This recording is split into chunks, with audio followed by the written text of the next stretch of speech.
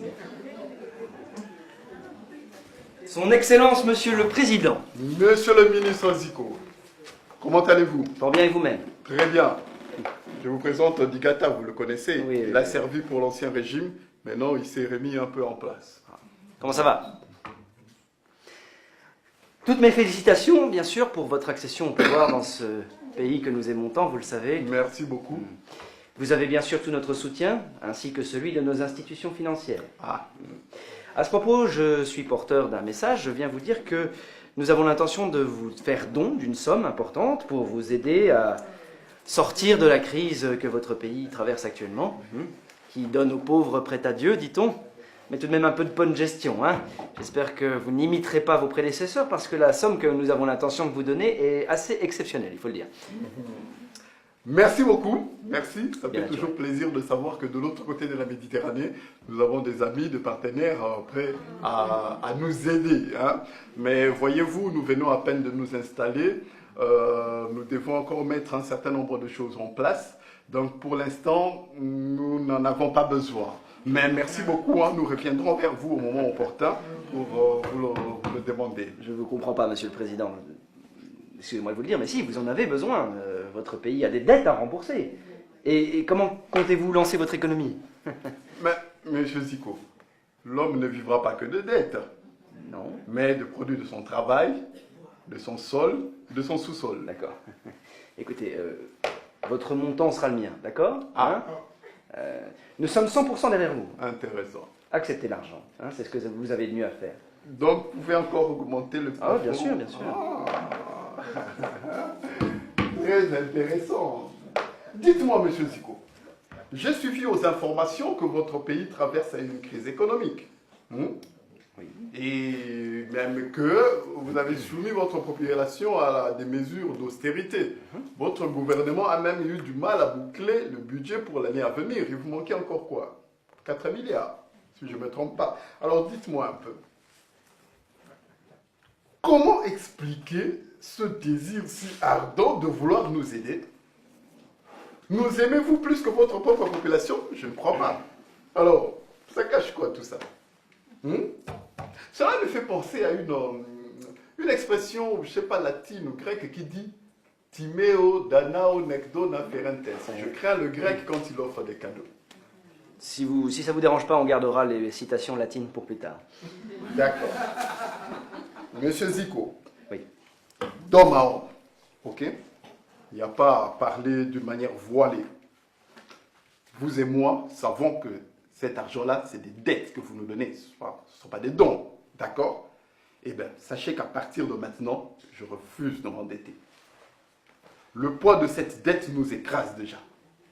Faudrait-il qu'il écrase encore nos enfants, et les enfants de nos enfants, et ceux qui sont encore à la mamelle puissent trouver des dettes qu'ils seront incapables de payer? Non, non, non, pas du tout. J'épargne cela à mes descendants.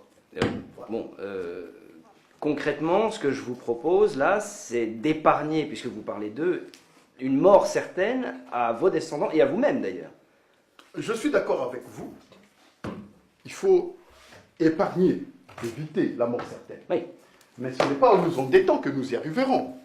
Voyez-vous, nous consacrons déjà 45% du budget de l'État à rembourser les dettes. 45%. Et je ne parle même pas des taux d'intérêt qui ne font que grossir la dite dette. Et en même temps, un seul euro que vous investissez chez nous vous rapporte 100 fois plus qu'à nous. Il y a un problème à régler. D'accord. Donc, c'est comme avec les précédents, je vois. C'est fou, hein, c'est toujours le même schéma. Vous venez me voir, vous me dites... vous venez me voir en tremblant, en pleurant, les mains tendues pour que je vous prête de l'argent, mais quand je viens vous réclamer ce qui m'appartient, il n'y a plus personne. Ça, c'est typique, hein. Vous savez ce que ça fait de vous, ça? Des faibles. Non, nous ne sommes pas faibles du tout. Le malheur de nos ancêtres, hein, c'était d'avoir rencontré des gens comme vous, rusés et malins. Ils étaient loin d'imaginer qu'il existait des gens mauvais comme vous. Oui, mais en attendant, vous avez besoin de nous. Vous seriez où aujourd'hui sans nous? J'ai dit quelque chose de drôle? Qu'est-ce qui se passe? Qu'est-ce que...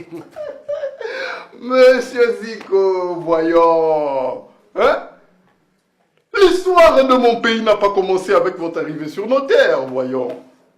Hein? Nous Nous avons vécu des millénaires sans vous. Nous ne sommes pas allés en Occident. Mais c'est l'Occident qui est venu chez nous. Nous imposons des terroristes, des tyrans, des dictateurs. Nous empêchons de réfléchir, agissant comme des automates. Vous nous avez affaiblis. Bon, je veux bien reconnaître que la colonisation, par moments, c'était brutal, hein, disons. Bon, c'était pas toujours facile, d'accord. Mais reconnaissez à votre tour que, bon, ça vous a apporté de l'éducation, du progrès en médecine, en technologie. Enfin, il y a quand même des bons côtés. Puis, quelque part, c'est une sorte d'échange de culture. Et puis, bon, et pourquoi je me fatigue? Ton pays me doit des milliards, tu me parles sur un autre ton, et puis c'est tout. Non, nous ne devons rien à personne. Les plus criblés des dettes s'en portent apparemment bien. Accusons même un regain de prospérité. C'est vous d'ailleurs qui nous devons des milliards. Non mais, à qui la faute si le fossé entre les riches et les pauvres continue de se creuser? C'est pas la mienne, hein. Nous aussi on est partis de rien. Nous aussi on avait juste le fer et le charbon au départ pour forger cette destinée et cette fortune que vous nous enviez aujourd'hui. Non. Le fossé reste béant entre les riches et les pauvres parce que les richesses de la planète ne sont pas partagées équitablement. Et les forts usent de leur force pour en avoir encore plus, même plus qu'il n'en faut. Vous nous devez beaucoup d'argent, des milliards. Mais c'est vous les pauvres. Oh là là. Monsieur Zico, moi et mon peuple, nous ne sommes pas pauvres. Hein?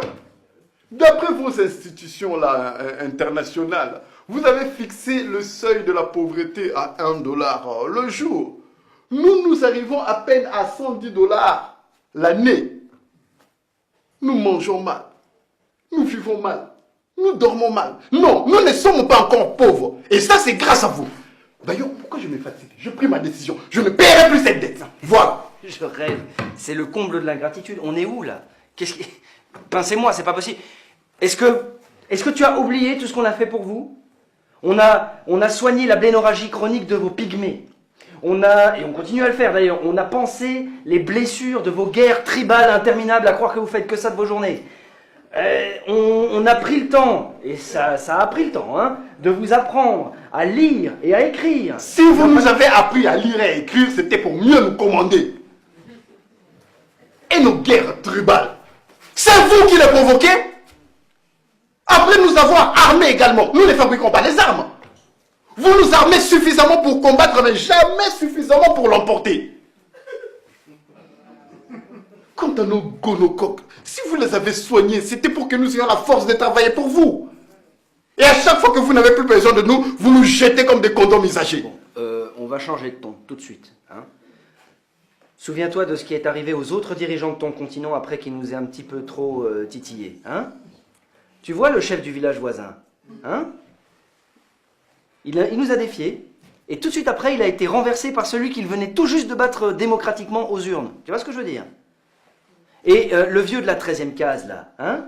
Lui aussi directement au vestiaire, même pas passer par le banc de touche. Tu mises plus que ce que tu possèdes, là, fais attention. D'ailleurs, c'est simple. Voilà, en fait, je ne vais pas me fatiguer davantage. Voilà. Demain, t'es mort. Ton cadavre sera traîné dans les rues de Kinshasa. Tu me laisses pas le choix. Voilà. Voilà. Il montre enfin son vrai visage. Voilà. Mais c'est comme ça. Hein? Je connais vos méthodes de gangsters. Vous prétendez toujours vouloir nous aider, mais vous n'hésitez pas à éliminer, soit physiquement, des leaders tels que Lumumba, Thomas Sankara, Laurent Désiré Kabila, ou politiquement des leaders comme Étienne Tshisekedi. Tous ces gens-là voulaient qu'une seule chose, travailler pour leur peuple. Vous n'avez pas hésité à les éliminer. Mais sachez une seule chose, hein. Moi je n'ai pas peur de vous. Quand on n'a rien à perdre, on n'a rien à craindre. Ça vous fait rigoler, mais écoutez-moi bien.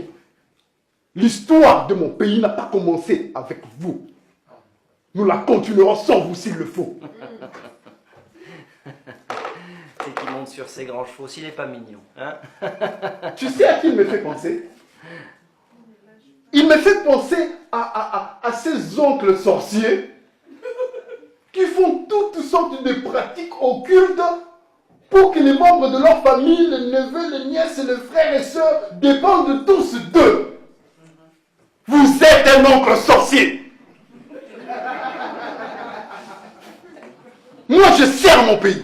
Moi aussi. Je vous souhaite une bonne journée. Une chance manquée. Dehors!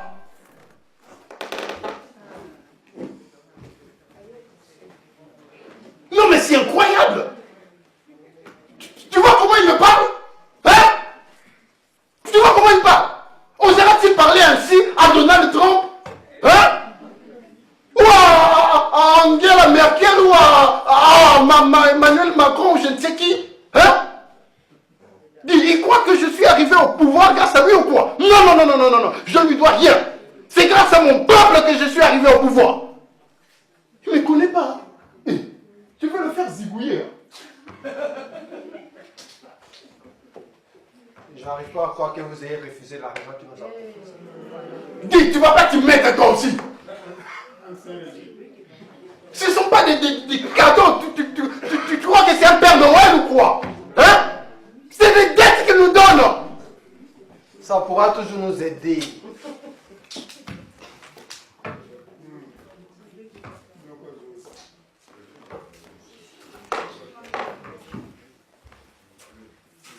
Bon, admettons que nous acceptions son argent.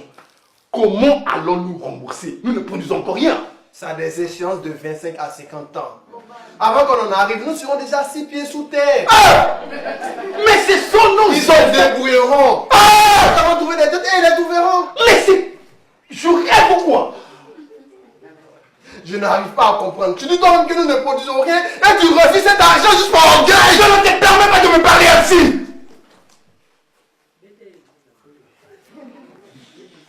Je ne refuse pas son argent par orgueil. Dis, ce n'est pas le Père Noël. Réfléchis un peu, quoi. C'est des dettes qu'il nous donne. La main qui donne est toujours au-dessus de celle qui reçoit. Tu dois comprendre ça.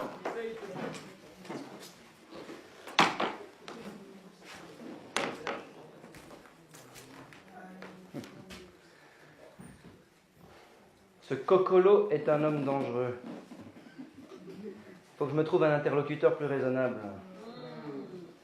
Son numéro 2, là, Digata, il a l'air d'être plus ou moins ouvert. Digata. Alors, intellectuel, lèche-botte, caméléon, il a trempé dans 2-3 crimes, nationalité douteuse, mais il a le profil idéal. Je vais voir si je peux lui parler en tête à tête. Si son chef l'apprend, il va passer un sale quart d'heure, mais il ne tente rien à rien.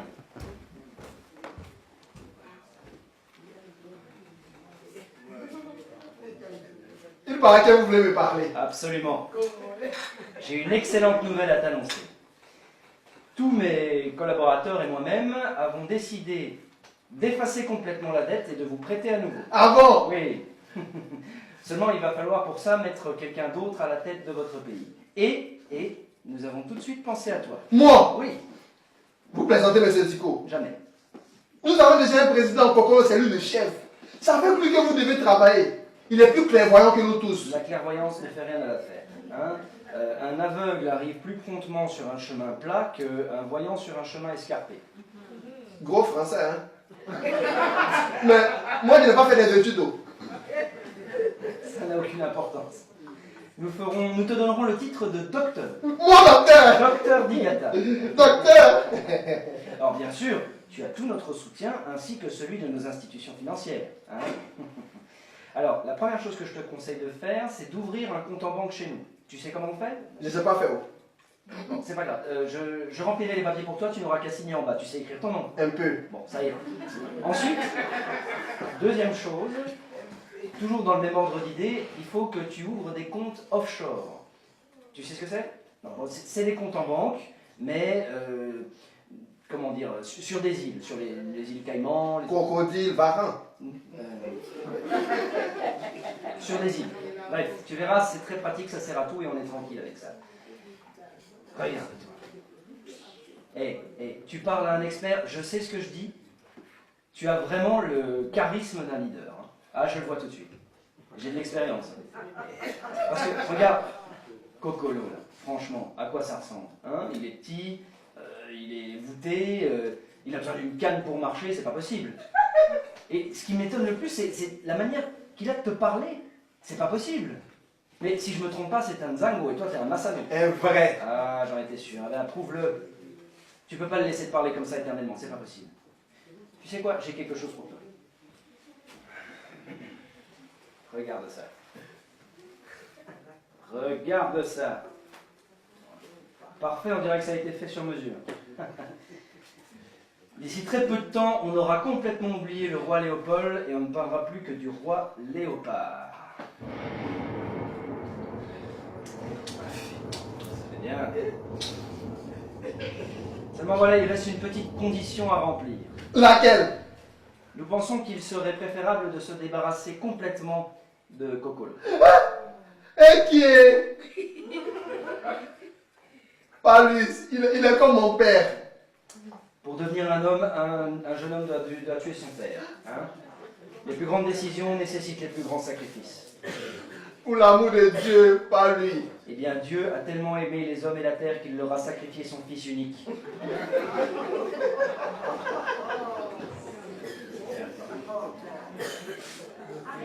Saisis l'occasion d'entrer par la grande porte de l'histoire et devient le grand roi Léopard.